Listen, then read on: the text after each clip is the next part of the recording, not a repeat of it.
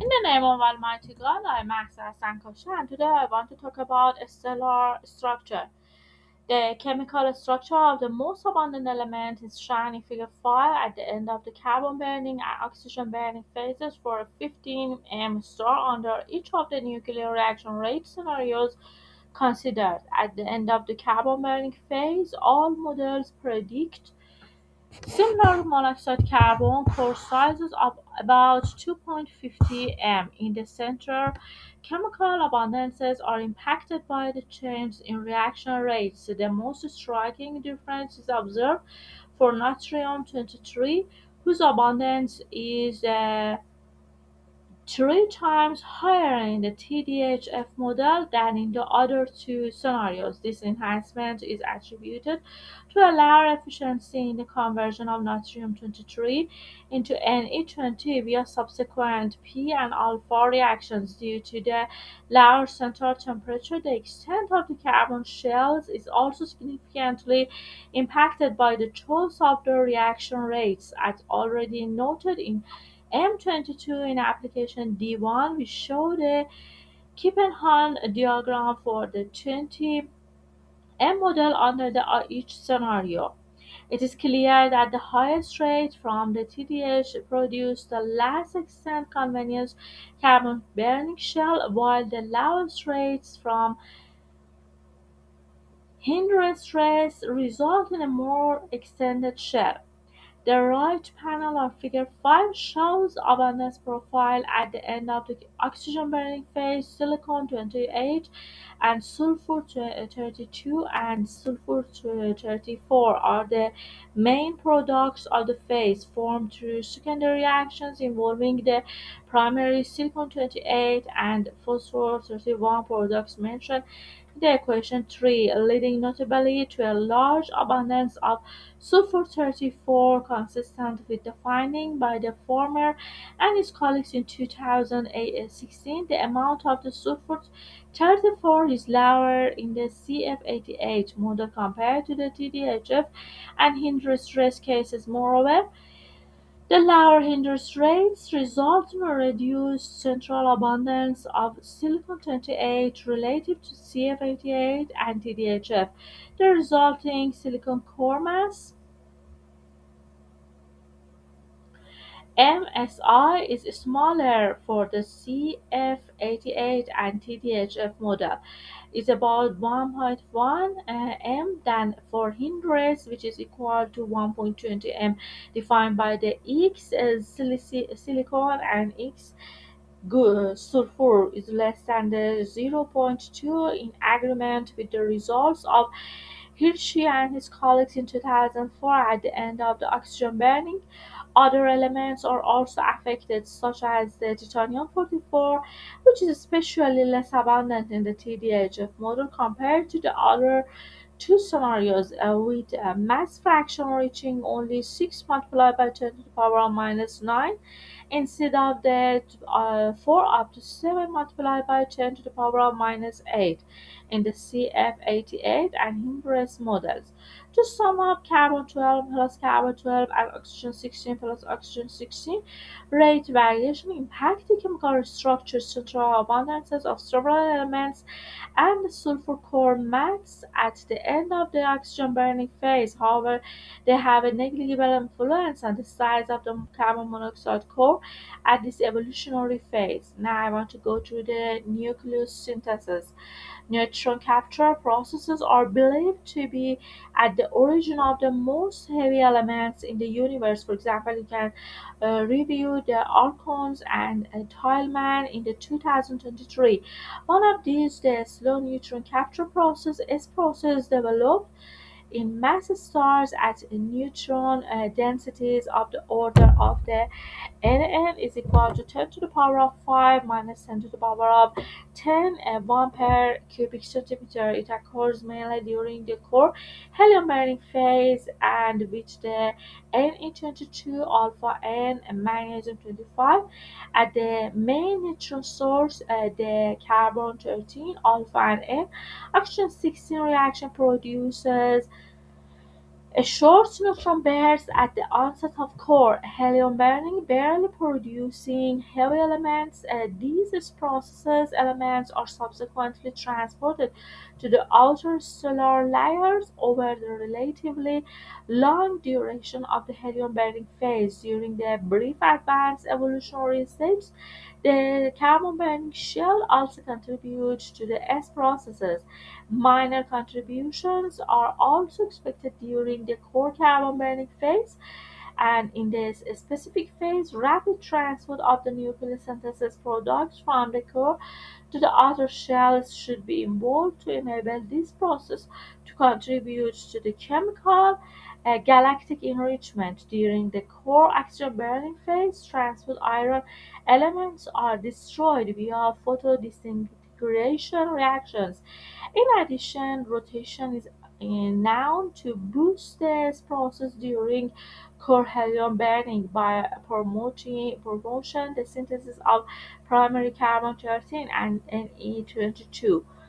The impact of variations in nuclear reaction rates and the rotation parameters manifest mainly through changes in central temperatures throughout stellar evolution and modifications in the burning lifetimes, both of which influence the neutron exposure. Indeed, the two main neutron sources for the S process in massive stars, carbon 13 and Ne22, contributing in different proportion depending on the temperature and evolutionary stage. In this context, we have also updated seven important reactions for S process nucleosynthesis as listed in Table 2 and introduced in Section 3. Now I want to go through the next sections, which is one zone code for nucleosynthesis. We explore the implications for nucleosynthesis using the one zone code described in Chaplin and his colleagues in 2016 and previously applied in Taggart and his colleagues in 2019 and etc. with M22 and D24. The nuclear network has been extended to track 1,454 isotopes against 737 in the previous version in 2D24 in order to capture photodisintegration a reaction during the core oxygen burning phase. In this approach, only a single thermodynamic trajectory in temperature and density is followed. Either core shell and transport process such as convection are neglected. This simplified method provides reliable predictions for the S process nucleosynthesis during the core helium burning phase. During these advanced evolutionary phases, rotational transport is still active but exerts a weaker mixing influence due to the short time scales in later stellar evolution, as shown in, for example, in Figure 2 by Chaplin and his colleagues in 2017. Thus, this approach is sufficient to capture and interpret the relative effects introduced by the variations in nuclear reaction rates. Numerous studies have investigated S-process nucleosynthesis in the core and the shell regions during the advanced phases of evolution. The next section is process nucleosynthesis. We now explore the isotope abundance predictions obtained from the one zone code at the end of the core oxygen burning and shell carbon burning in the hour 15M rotating models, where the slightly lower temperature reached are expected to enhance the sensitivity to difference among the nuclear reaction rates prescriptions. See Figure 1 or D24. We first examine the chemical evolution of the core following the same approach as in M22 and D24 by tracking the central density and temperature throughout the successive core carbon Ne and oxygen burning phases. Figure 6 shows the production of the both direct carbon burning products such as Ne, natrium, and magnesium and trace ion elements.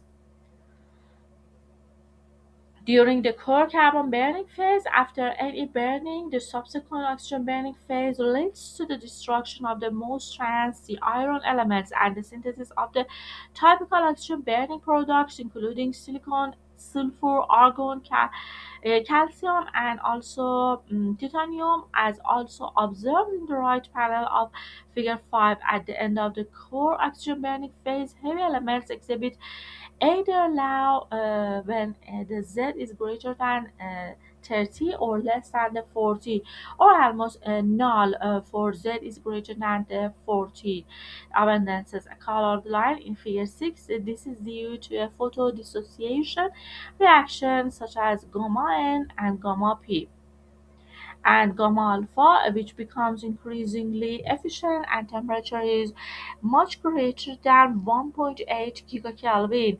Typically reached during the oxygen burning phase, the South-South structure reflects odd even effects in the nuclear binding energies due to the pairing and is clearly visible in the abundance pattern at the end of the oxygen burning. Beyond the allowed abundance of fluorines, when the Z is equal to 9, the largest deviations up to 1 dex relative to the CF88 reference are observed for the hindrance. These features a modest overproduction of light elements between the core Z is equal to 20 and Fermi Z is equal to 26, and an underproduction of S process elements at the Z is greater than 30, such as the GE, SE, or SR. We mainly observe the consequences of the lower rates associated with the hindrance scenario for the oxygen 16 plus oxygen 16 reaction, which leads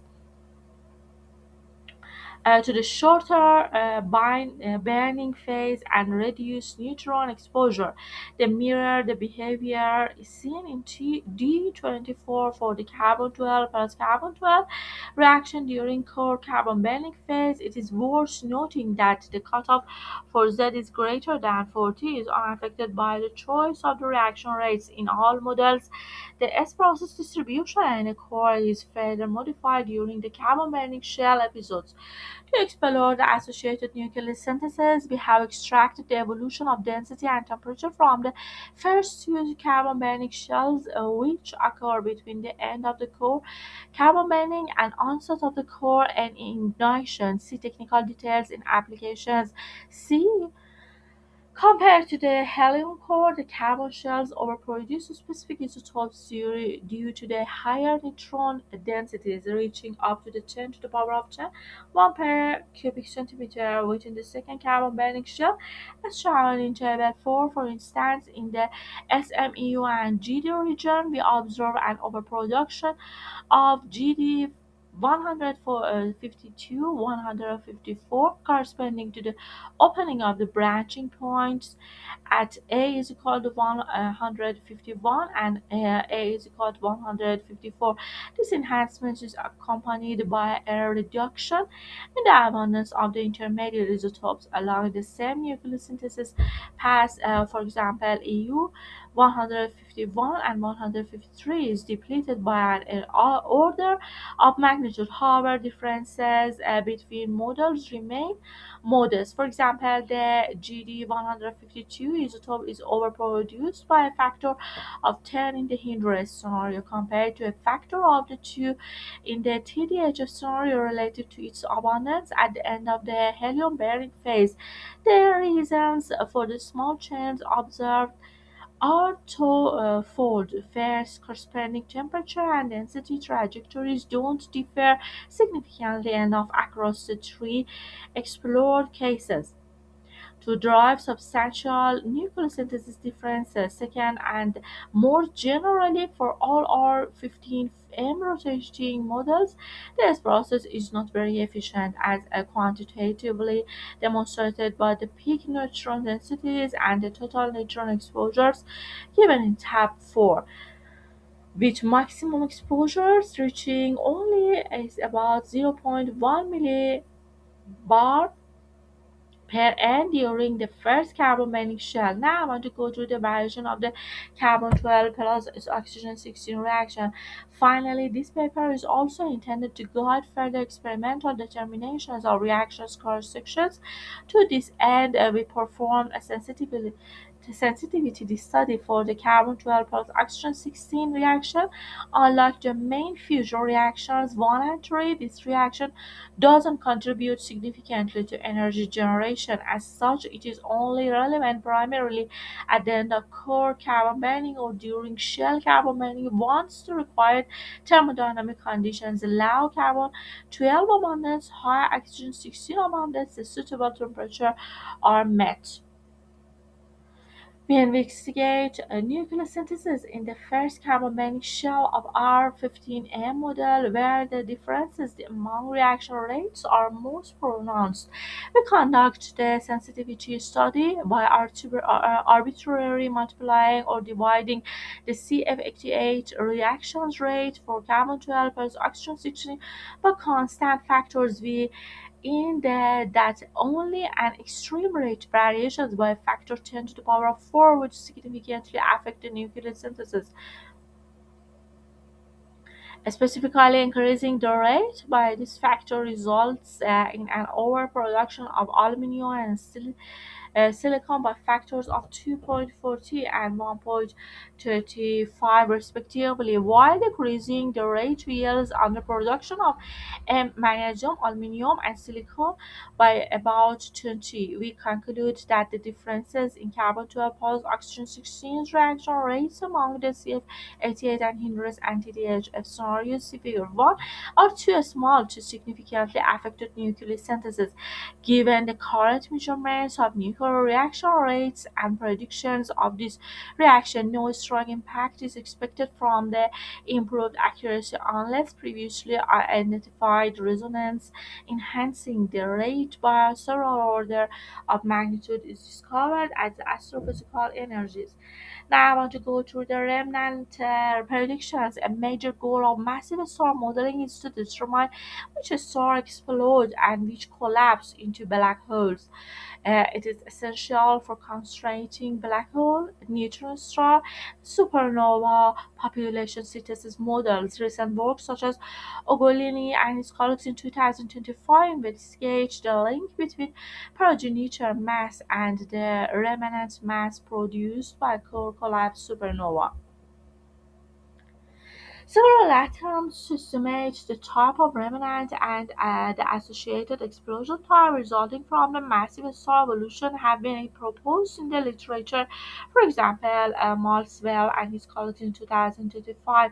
Some approaches require knowledge of the quantities near the onset of core collapse, while others infer remnant type based on the carbon monoxide core properties. Since our models are evolved up to the end of the oxygen burning phase, we estimate their fate based on the properties at this state.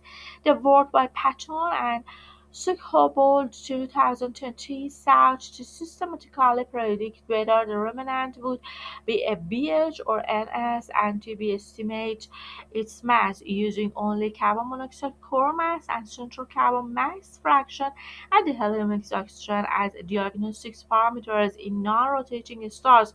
From these two parameters, they build a remnant classifications map of explosion predictions. While such a two-parameter model cannot fully capture the complex dynamics of core collapse and state-of-the-art multidimensional simulations would be required for a detailed outcome, it is still possible to use these parameters to explore how variations in the input physics between models could affect the final fate of massive stars. Now I want to go through the updated carbon-12 alpha-gamma oxygen 16 reaction rates. In section 3, we have shown that updating the reaction rates of carbon-12 alpha-gamma oxygen 16 from those of Combs and his colleagues 2002 to those of Debord and his colleagues in 2017 has changed the amount of the carbon-12 left in the core at the helium exhaustion. while leaving the carbon monoxide core mass nearly unchanged. The CFE for the exact values of the M core and X carbon 12s using the Remnant classifications of Patton in 2020. Based on the Coons and his colleagues in 2002 rates, we find that all models would lead to an S formation, with the exception of the 20M model, which collapses into a BH or black hole. In Figure 7, we overlay the position M carbon monoxide and X carbon 12 of our models onto the remnant type map from the pattern and Subpol 2020. The data resulting from the adopting the Deborah and Scarlett in 2017 rate is clear. They yield a higher central carbon mass fraction X carbon 12 and a slightly smaller carbon monoxide core mass.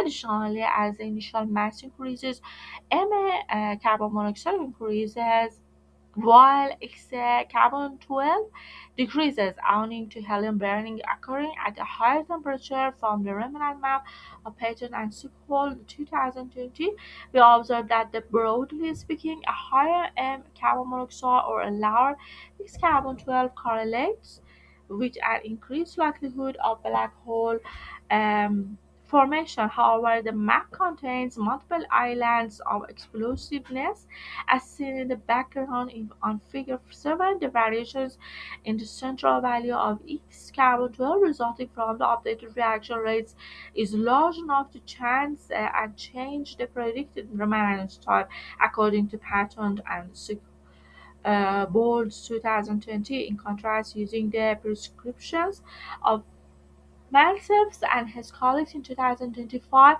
all our models would be classified as NS progenitors since all either their carbon monoxide core masses are below 6.6 m, the threshold below which they predict NS formation for all models or a neutron star formation for all models. Now I want to go through the fusion reactions carbon 12 plus carbon 12 and also carbon 12 plus oxygen 16 and also oxygen 16 plus oxygen 16. After the formation of the carbon monoxide core, the fusion reactions of carbon 12 and oxygen 16 will continue to impact its internal structure. The different rates tested for these two fusion reactions led to variations in the convective core masses during carbon, Na, and oxygen burning, as well as in their respective lifetimes. See the table 3. We also note variations in the convective shell burning, both in the shell mass and in the duration of the burning episode. From the Kippenhanen diagrams of the 20M non-rotating models, Appendix D, we observe the resulting differences in shell carbon burning, particularly in the extent of the second carbon shell in the hindrance rest model. The convective shell extends almost 0.5 m further out compared to the TDHF, thereby altering the compactness evolution in this layer. See the Appendix D. The contractions of the model during the second carbon shell episode is faster than during the first. The smaller carbon burning shell of the THDF framework displays a comparatively shallow contraction relative to, for example, hindrance shell, noticeable by the smaller slope of the isoradius lines in the figure D1. The contraction rates differ significantly among models during the burning phase. A longer burning phase sustains the contraction of the outer shell longer. The TDHF calculation will yield the shortest burning phase, resulting in a corresponding brief contraction period of the outer layer. The result of these differences in the core and shell burning shape, the compactness profile, the entropy distribution within the carbon monoxide core at late times. In Figure 8, we show the distribution of entropy and compactness as a function of the Lagrangian mass near the end of the core or burning for the same models as in Appendix C. We note that the peak compactness reached at above 1.4 m is similar across all models. Thank you so much for watching my tutorial video. And at the end, today's 1st of July 2020.